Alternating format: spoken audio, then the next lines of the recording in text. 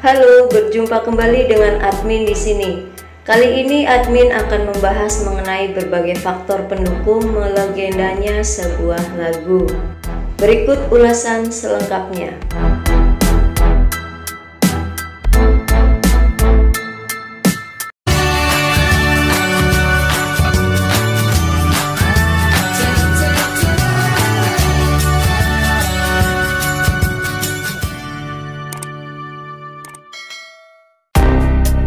Sejatinya, sebuah karya lagu adalah buah pikiran seorang musisi atau pencipta lagu.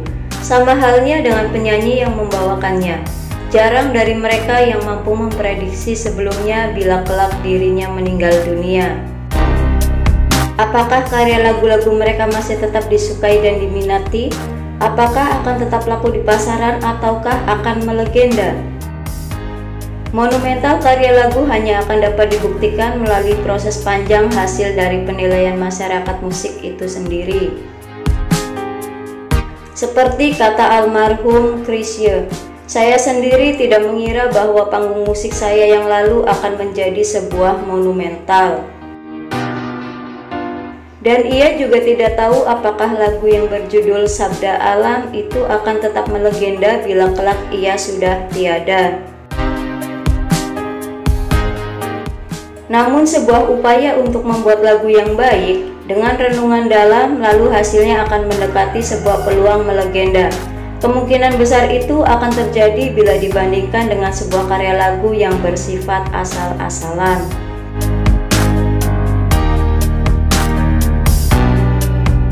Contoh kasus seperti itu sudah nampak. Lagu Tears in Heaven misalnya. Lagu yang dibuat oleh Eric Clapton berdasarkan tragedi musibah anaknya bisa diramalkan akan tetap melegenda nantinya. Seperti yang diketahui, lagu yang berhasil memborong 6 Grammy Award itu diciptakan Eric Clapton setelah dirinya merenungkannya selama 3 bulan di kamar hotelnya. Karena itu jika kelak Eric Clapton meninggal dunia, sangat ada alasan untuk mengenangnya lewat lagu tersebut. Memang banyak faktor yang membuat lagu mampu disukai atau bahkan sampai melegenda. Namun dua faktor ini akan mengedepankan, yaitu sebuah karya lagu akan disuka karena pembawa lagunya menjadi idola, atau lagu itu sendiri yang diidolakannya.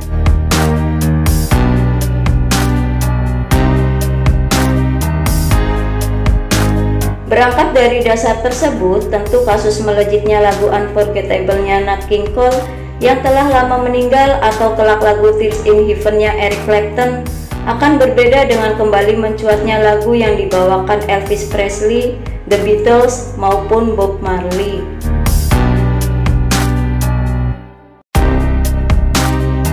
Ketika kaset rekaman lagu-lagu tersebut didaur ulang dan diedarkan, orang akan membeli lagu Unforgettable karena lagu itu memang dianggap bagus dan perlu diidolakan seterusnya. Sebaliknya, orang membeli rekaman Elvis Presley atau The Beatles karena ingin berimajinasi dengan tokoh musik yang diidolakannya, bukan hanya karena lagunya saja yang bagus. Itu kalau dilihat dari kacamata permusikan luar negeri. Nah, kalau di dalam negeri sendiri bagaimana? Kalau di Indonesia, selain Nike Ardilla yang menjadi fenomena karena popularitasnya, dan mungkin juga karena kecantikannya, ada juga contoh yang berbeda. Gombloh misalnya, penyanyi kurus ceking dan opong yang telah meninggal dunia itu memang tidak menjadi figur yang diidolakan. Namun karya musiknya dalam alur berbeda mampu menembus waktu untuk bisa disebut disuka atau melegenda.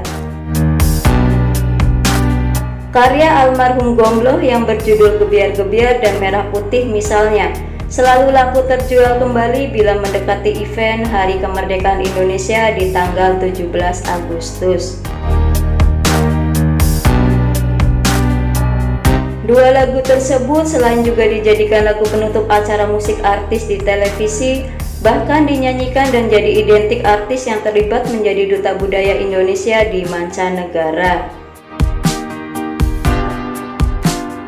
Maka jangan heran karena kewibawaan dan melegendanya lagu Merah Putihnya Gomblo, bait-bait lagu yang berbunyi, berkibarlah bendera negeriku, berkibarlah engkau di dadaku, tunjukkanlah kepada dunia semangatmu yang panas membara. Bukan hanya diulang dari bibir penyanyi biasa, tetapi Chrisye, Harvey Malaiholo, serta berpuluh-puluh artis kondang lainnya menyambut Tahun Indonesia Emas tanpa sungkan dan ragu menyanyikan di televisi dan merekam lagu tersebut untuk dijadikan sebuah kaset. Lalu bagaimana dengan penyanyi idola kita sendiri, Nike Ardilla? Tentunya selain faktor pendukung yang sudah disebutkan tadi, masih terdapat banyak lagi faktor pendukung yang membuatnya melegenda. Tentunya faktor-faktor selain cantik, bersuara indah, dan lagu-lagunya yang mengandung arti sebuah kehidupan, masih ada faktor pendukung lainnya dari sosok penyanyi multitalenta ini.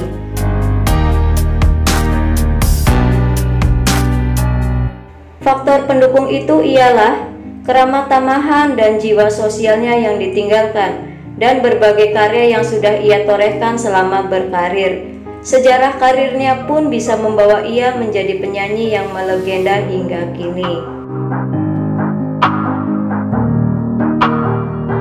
Tidak ada yang bisa dipungkiri dan dielakkan lagi. Semua faktor pendukung itu ada di dalam dirinya. Bukti nyata ia dijuluki sebagai legenda ialah masih selalu diingat setiap tanggal lahirnya dan masih selalu dikenang di setiap tanggal kepergiannya.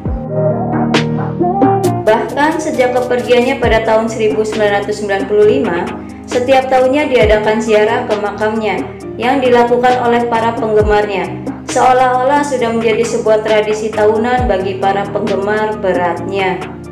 Mereka menggelar acara doa bersama mengenang idolanya di Desa Imbanegara dengan dihadiri oleh sejumlah artis kondang. Suasana bertabur bintang sempat tergelar hingga 5 tahun pertama dari kepergiannya. Selebihnya tradisi tahunan dalam mengenang sosoknya dilakukan secara sederhana. Bahkan Asia Week menulis soal Nike Ardilla dengan judul Indeed She Shone. Dalam kematiannya ia bersinar. Dan bagi generasi 90-an yang mengalami masa kejayaan sang bintang kehidupan, menjadi saksi betapa sang mega bintang itu adalah sebuah fenomena tersendiri.